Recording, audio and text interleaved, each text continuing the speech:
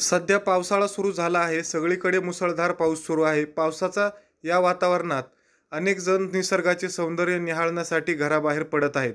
धबधबे, नदी, तलाव आणि समुद्रकिनारी गर्दी करताना दिसत असतात. सगळीकडे पावसाचा जोर वाढला आहे. नदी नाल्यांना पूर येतोय.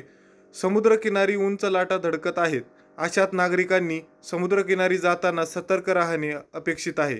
सध्या एक व्हिडिओ समोर आला आहे. या व्हिडिओमध्ये एक कुटुंब, पती, पत्नी, मुलगा आणि मुलगी कुटुंब समुद्रकिनारी समुद्र न्याहाळत बसलेले दिसतात. अचानक एक लाट त्यांच्या अंगावर येते आणि त्या लाटेत ते वाहताना दिसतात.